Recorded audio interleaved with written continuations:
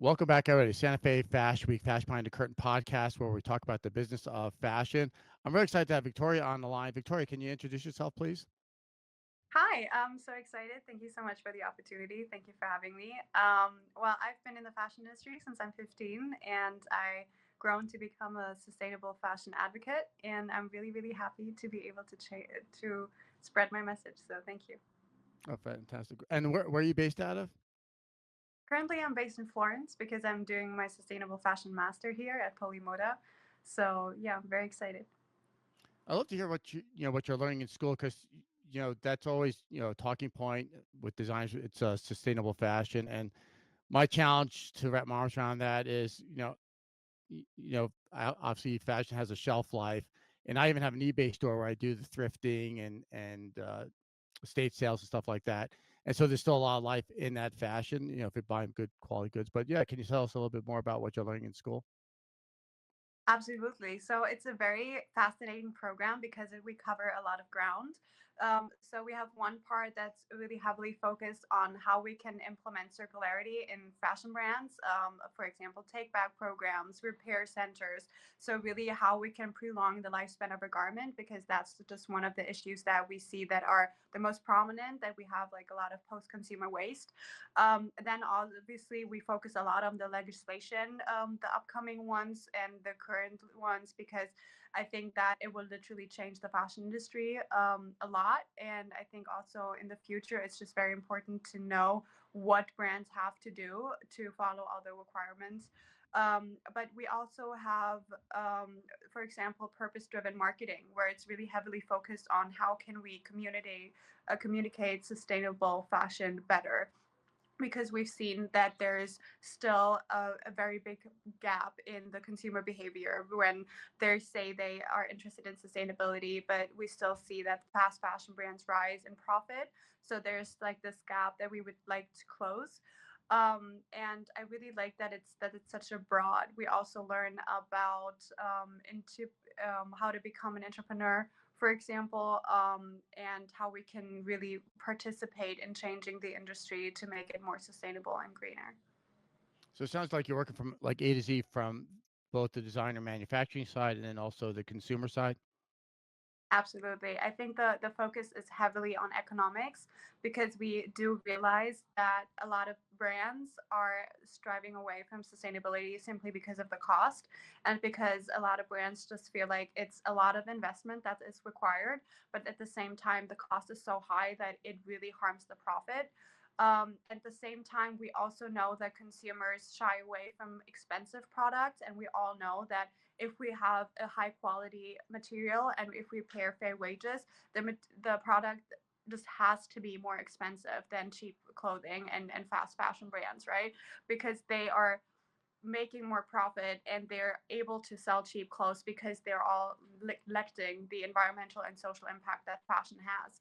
So it's really about finding ways and really like creating the bridge, closing the gap on how can we be more sustainable and still profitable at the end. It's very interesting. I've been kind of following this quite a while, and you look at the bigger brands, and and my background is a stockbroker for a long time, so I really kind of understand, and that's why I like to talk about the business of fashion. But you look at a brand that they don't really know if it's going to be a big hit, let's say. So it's easier for them to overproduce because they don't want to miss the mark. So they overproduce in a way they figure like, well, if we have to toss some of the stuff at the end of the day, hopefully the profit margins are going to be there.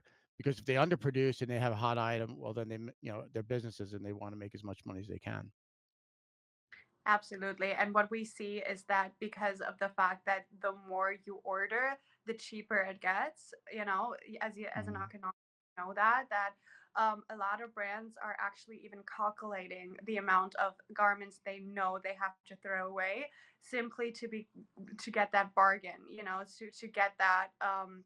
percentage off when they order so many items, for example. So it's really all about profit. Obviously, like big brands want to grow. We know that. But the thing is that because the focus was so heavy on growth and more profit, and generating more and more profit every single year, selling more and more items every single year, we have reached a point where there is a master in sustainable fashion, simply because we realize that this is not sustainable in any kind of way. And we see the rising amount of clothes being thrown away every single year and discarded, and we see the huge landfills full of clothing. So we have just come to the realization that this is just not sustainable, and it's not fair to the people or the environment, and we can just not keep on producing in that large amount. um, because it will really damage the planet in the long run. So I think this is really a crucial time to start rethinking the entire process, and also to implement new technology, new innovations. I'm really happy to see that we have a lot of brands who are taking steps in the right direction, but it's just a process that really needs to be overall for the entire fashion industry. We really need this sustainable direction not to be a trend, but really just to change the entire supply chain and how we consider clothing, what the values of clothing, and how we produce clothing. Yeah, it's a lot of education. I've been seeing some videos about I think like places in New York where they actually the scraps and stuff like that from big manufacturers that they're repurposing that or allowing other people to actually go into those shops and buy those fabrics, which I think is real interesting. And then I go to a networking group here in Albuquerque. It's called 1 Million Cups, and there was a company that presented that they do a lot of recycling. So I think they even take some fabrics and they make like filler for like for houses or stuff like that.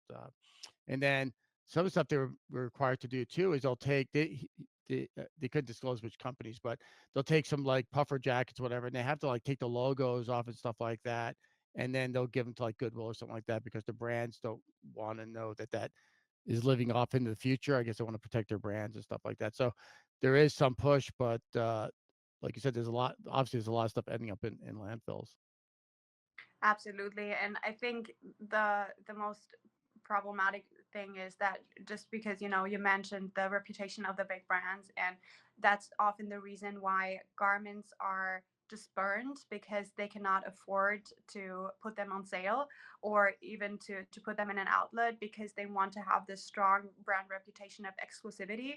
But burning garments, especially when it comes to plastic fibers, it's really just so toxic for the environment. So we really need to think about it, and we really need to find more solutions. And I absolutely love everything that has to do with repurposing and upcycling, because as we come to learn is that right now we have as much clothing for the next 6 generations. So we could stop clothing manufacturing on the entire planet right now, and it would last for the next six generations. So I think it's really all about how can we repurpose the stuff that we already have.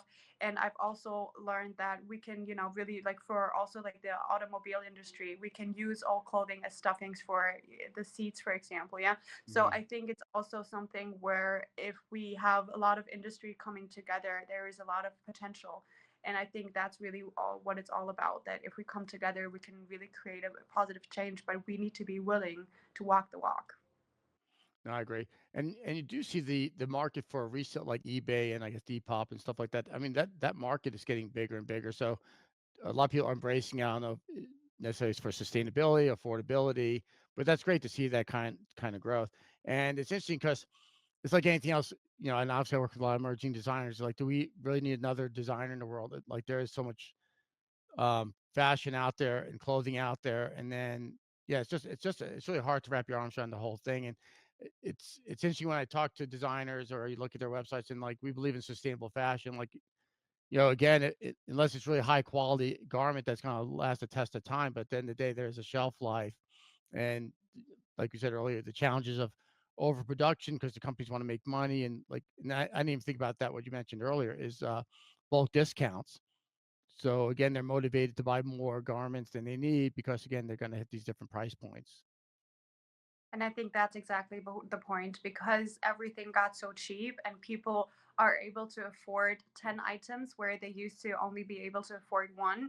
That's how they are getting triggered, to be able to feel that richness. At the same time, they are getting poorer and poorer because they buy into stuff they don't actually need. So I feel like there's also a huge side of psychology. I had a podcast yesterday where we talked about this content needs to be on trend, where I was like, yes, I understand that, but the problem is that there's a new trend every single week. Like the giants in China with Shein, for example, they have 6,000 items every single day. You will Wow. never be able to catch up to that, and that's like the psychology pressure underneath that a lot of teenagers are currently because of that. It's really, really unhealthy because they feel like they're never good enough, they're never on trend, they will never, be, it will never come to a point where they're like, I made it. So I think it's also very harmful on that level that we also need to consider. Um, but yeah, it's a journey. The other thing too, it's interesting too because you look at like companies like Rent a Runway, and also online shopping where well, first of all, like Rent a Runway, yeah, the clothing is getting used by a lot of people, but the cost of shipping it to and from your house and stuff like that. So yeah, you use maybe less fabrics, but again, you're ruining the environment with fuel and stuff like that. And then also shopping online where people like the convenience of shopping at home, but again, going back to shipping, I mean, they're ordering a bunch of items. They they try on what they want to keep. Maybe they even do some Instagram photos, whatever, and then they're shipping back. So in a way, yeah, you're not wasting as much clothing, but again, the environmental impact of shipping clothing back and forth is pretty insane. And that's a problem, like when you look exactly for at vintage, yeah, at literally the site vintage, that is the most growing and the most popular secondhand platform. But if you imagine, they have t-shirts for €1, and just the fact that they have to ship it is more expensive for the environment and for the person than the item itself. And I think the very cheap price point, which literally just cultivated this entire mentality of clothing just being something that you throw away. If I look Mhm. at the of my parents or my grandparents who are literally passing clothing to me until this day, they're in perfect shape because they valued their clothing item. So I think it's also a lot to do with how we perceive clothing. So in schools, so how far along are you? I guess I should say in the program. I'm done in 2 months. Okay, and how long is it? A 4 year program, or how long of a program is it? No, it was just a year A because 1 year it was program. because normal masters are quite broad in their curriculum, but because this is so hyper specific, it was just a year. So where do you go from here? Like, what's your plans once you graduate or finish the program? I have a lot of offers. Thankfully, there's one offer where I could work at an institution that would could be very interesting to me because they want me to give them the actual problems that I experienced in the fashion industry in my 10-year experience, and how we can invent, for example, new KI solutions to make this, to solve this problem. For example, artificial intelligence that would be able to scan materials and give you a solution on what to do with that. Or, for example, we have new startups that I've been talking to who do body scans, so you can virtually try on your clothing piece. So this entire thing of having to order like one item in four different sizes because you don't know which one would fit would go away. Or we have 3D scans where you can actually construct a garment in virtual reality in 3D, and then you only have to do a pattern once instead of 3 or 4 times until you have the perfect fit. Um, so this would be one road to go to really try to find solutions that the industry and also the government can use to implement sustainability. Another option would go that I would work for Lensing. Lensing is the biggest sustainable manufacturer for fibers, and they have a patterned a way of producing viscose that is non-toxic, that uses only renewable energy and only a minimum of water, and because they keep reusing it and they have no toxic chemicals in the production process. So that could also be a way for me to advocate for sustainability by going to brands and trying to convince them to really invest into biodegradable fabrics, because right now we have this mass majority of clothing pieces in synthetics materials, and we just know they take 200 years to biodegrade while emitting methane gas that is 25% more potent than CO2. So, and every wash is they're shedding microplastics. So really changing the material of use will do a lot to benefit the environment.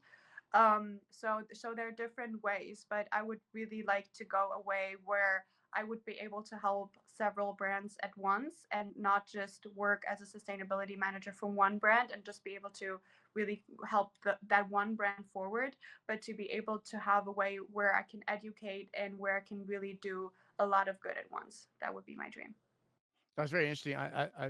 The whole thing with sizing, it's very interesting where the fashion houses are basically lying to consumers. You know, what was a size 2 20 years ago is no longer a size 2, and and then if you buy, let's say, a European item compared to an American item, yeah, the sizing is just crazy, and it would be interesting. And I know there's a push towards AI where we could do like body scanning or something like that, so have specific sizing. But yeah, the whole sizing thing is pretty incredible. Again, as more and more people shop at home, you know, it's one thing you go to the store and you can try a bunch of stuff on, that's great. But if you're having stuff shipped to you and then it doesn't fit correctly, it's pretty incredible. Absolutely, absolutely. I mean, I also still have my own brand that I will continuously working on.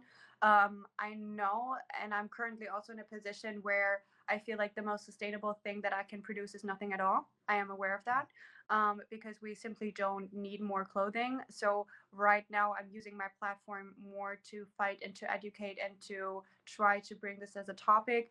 The reason I founded my brand 4 years ago is really to fight for my values, because my values was size inclusivity.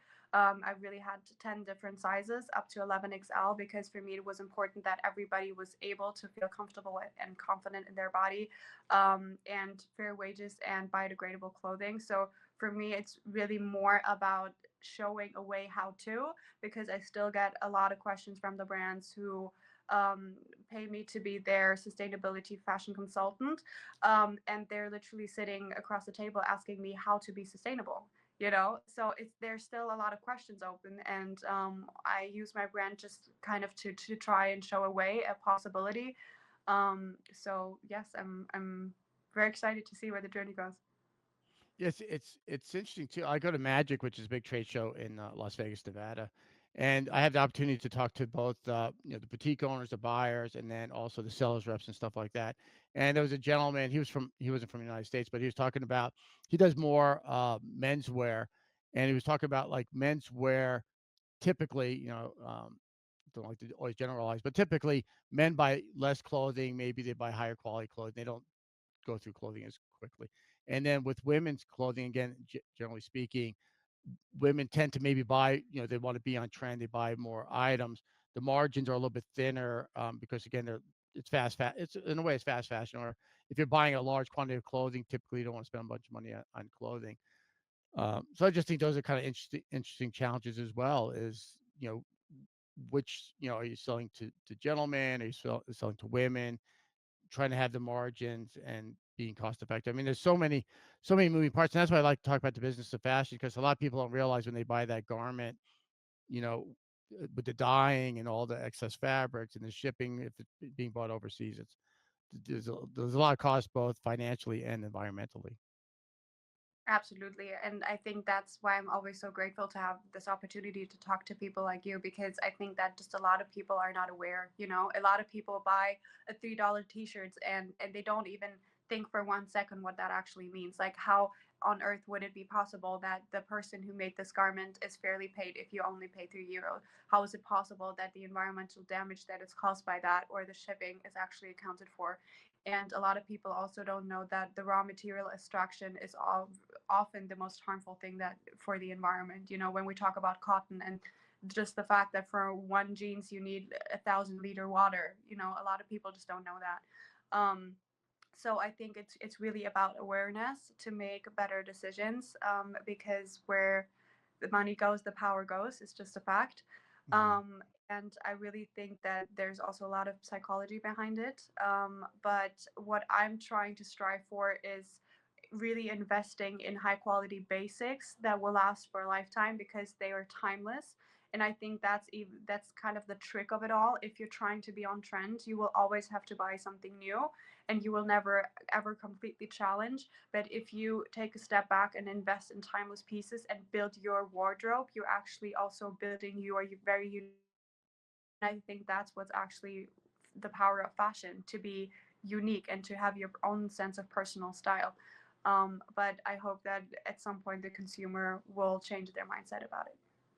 Yeah, really, it really goes with like voting with your dollar, and in a way, it's almost has to be like consumer driven, right? Because if the consumer's like, well, we're not going to spend that much money on fashion, or I'm going to buy more stuff on eBay or whatever, or estate sales, and buy quality stuff. But in a way, you hope corporations would do the right thing, but I don't know. I don't think that's in an ideal situation, because at the end of the day, if the consumer is demanding cheap clothing, they want to stay in business. That's the kind of what they're going to be chasing. So I think at the end of the day, I don't know if you agree or not, but it's educating the consumer that's going to really drive the conversation. I absolutely believe in people. I believe that people, when people are aware of the fact that because they get a cheap garment, the environment is being destroyed, and people are treated under extremely inhumane conditions. I don't think that people really want to buy into that. I don't believe that people are buying cheap clothes and at the same time are saying, yes, I don't care if the environment gets destroyed for that. Yes, I don't care that we all know we have a water shortage and we're still spending so much water on just cotton. Yes, I appreciate that women are being hit and treated as slaves because I have a cheap garment. I don't even think that people are really saying that, but their behavior says that. So I really think that conversations like this are so valuable for people to be able to really decide on another level on how to make a responsible purchase that they're actually truly matches their values, because at the end of the day, we're all human. We all have feelings. It's always a sister, a mother, a daughter that works. So I really believe that if people see that, they will change their behavior. And what I would also like to add, vintage is cheap. In comparison, vintage is cheap. And because we used to take so much more care of our garments, and because we used to have so much better and higher quality materials, they will last. So you will get a better quality for a cheaper price. And that's why I'm saying, even if brands would rise up their prices, you still have the opportunity to buy cheap.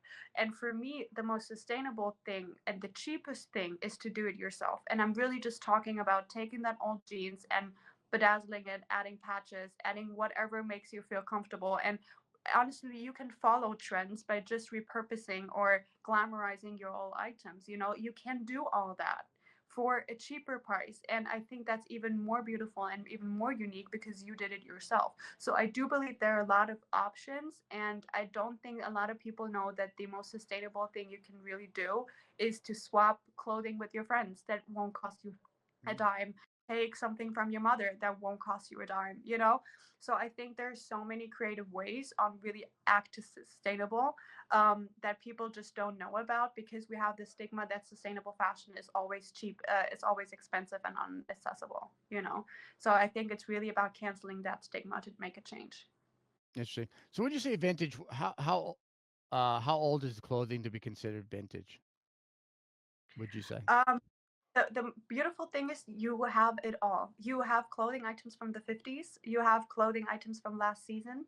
As soon as they're not this season and as soon as they maybe have been worn, but that's the beautiful thing, it's not even required. A lot of items in vintage clothes have never been worn, but it's just people who are like trying to free up their closet and just donating the clothing. So it's really, you find brand new items, but that have could have been last season. Mhm. So there's no age on vintage, but it's just the most responsible thing we can possibly buy, and that's honestly the only thing I can buy because from a moral perspective, I either try to repair the stuff I have, try to turn it into something new, use my mom's or my grandma's closet, or Mhm. literally if I want to buy something new, it's vintage because that's the only thing that right now I can really do with a good feeling, because we also know that there are sustainable brands out there, but there's already the green claim directive, and that's just the proof that a lot of brands are greenwashing. So for me, the safest thing you can do is buy vintage, and a lot of vintage stores even have some sort of charity aspect. Right now, we have in Florence Humana, who's donating 10% of the cost to a local organization. So you can do good in a lot of ways, by just buying vintage. That's very interesting. The other thing, going back to environmentally friendly, when I lived in Las Vegas, Nevada for a long time, and a friend of mine had a quality control company, and a lot of people don't realize so. we'll pick on Walmart for a second, but let's say they do a big order from China or overseas, and so the clothing would come into I guess California, and then go on the railroad, go end up in Henderson, Nevada, and then they would take they open up all the clothing, make sure the zippers are correct, make sure this is correct, make sure that's correct, before they'd forward it to the, let's say, Walmart, for example. And if the product wasn't right, they'd either fix it there at this place, or they decide to go back to China. I mean, there's a lot of moving parts. We talk about made in America, and yes, oftentimes on paper it looks like it's less expensive buying it overseas. But a lot of people don't realize is like, yeah, a lot of times it doesn't end up in the final destination, Walmart again, um, the way it was ordered. Absolutely. And I think a lot of people don't realize that, for example, just one jeans is normally casually traveling 8 times the world until it's even finished because we're trying to buy every single piece there where it's the most cheapest. And that's the same thing with made in, right? So we know that I think right now it's enough if you just sue the tag made in, for example, made in Italy, made in France, in that country, and that's enough to be considered made in. So if you imagine that the only thing that's actually made in that country of origin is the tag being sewed on, that's insane. And it's so sad because it used to be such a remark of quality, right? Like made in Mhm. Italy, made in France, made in USA used to have such a high value, and now we can trust it really. And I really hope that we are going back to local production because I also think that a lot of craftsmen, a lot of people who are amazing at that, who have this talent for 3 generations in their family, and all those small businesses who used to be seamstresses, who used to create buttons, who used to make fabrics, they're all slowly but surely going out of business because nobody goes to a tailor anymore to make a suit. Because why? If you can buy a whole suit for $20, right? Mhm. And I really, really hope that it's really going back to local. It's going back to supporting our local artisans, just also for the sake of the craftsmanship that's not going to die out. Because I also think, obviously, with the emissions, it would just make such a difference not to have to ship it across the world, literally, and also really as a token of appreciation for our garment. Because I think if you go to a tailor and you have that relationship with him, it's just such a different story than just buying something from the rack. I think it's really great information. I see these people on YouTube too, where they're doing like drops, right? So they almost like on the web, I guess they're collecting indications of interest. I don't know if they're really collecting monies or whatnot, but they're getting a sense of like how many pieces, and then in a way they're creating. It's hyped up, maybe better margins, but again, there's not as much waste. I think there's a lot of good things when it comes to drop shipping. Currently, I'm doing that too with Mm, my streetwear collection, where I only send something into production the moment it's ordered, mhm, because I think that's the most sustainable way we can do. The only thing that I'm just very personally not a fan of, I do not want to pressure my consumer. I just don't want to. I have a lot of designs, and I want everybody to find something that they like most, but I'm not a big fan of hyping something up for months, putting them under immense pressure, and mm, then forcing them to buy out with the argument of if you don't buy it now, you can never have it. Because I'm yeah. getting messages from my clients being like, "I'm so happy. I just got the money for Christmas. I just got the money from my birthday. I just got my salary. Now I can buy it." Who am I to be like, well, you just missed your shot? I don't really agree with that sense of psychology pressure on the Mm. consumer. But I do understand that it works, and I do understand that a lot of businesses are very successful with that way. It's just not something that I personally would do with my brand. No, it's always good to hear the other side of the story, because again, you look at it one way, and you being educated in sustainability, and you're right, the fact that you're pressuring somebody to like, oh my God, I have to have this item, I forget what they call that, but this FOMO, or fear of missing out, I guess they call that. So we have a lot of I think a lot of emerging designers listen to this podcast. Any advice for people that are thinking about going into fashion or different business models that you can maybe suggest to these people? For my fellow designers, I would absolutely ask them to start with the material, because I know we always start with this big vision and this big creative idea. And I would really ask them to start with the material first, to be very clear on the material selection. I personally am a huge believer in biodegradable fabrics because I want to clean up this planet and I want to leave it cleaner than ever for future generations. I don't want my children to still be stuck up, or my grandchildren with plastic clothing that maybe even I have designed. I would never want that. So really please try, because there's so many new bio-based materials from mushrooms, from oranges. We have so many new possibilities. I would really ask them to go that route.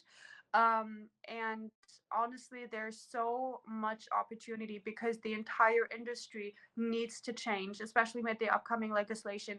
There's no way around it. So I think there's a huge opportunity for new ideas, new creative solutions. I think especially the young kids who are really growing up with technology, they will forever be better than us because it just comes naturally to them. So if they have a great idea for maybe an AI solution that could help the process, or to find creative ways to clean up the landfills full of clothing, I think we're at a point where every single brilliant idea on how to make this industry better and how to clean up the mess that we have done, because that's just a fact, is so welcome, is so appreciated, and is really needed. So all the genius ideas, just come on up. We really need you. I really love all these great ideas. Well, again, I want to thank you for joining us on our podcast. And if you're listening and you work in the fashion industry, we'd love to have you on as guest. Please reach out. Thanks again, Victoria. I appreciate you. Thank you so much for your time. Thank you.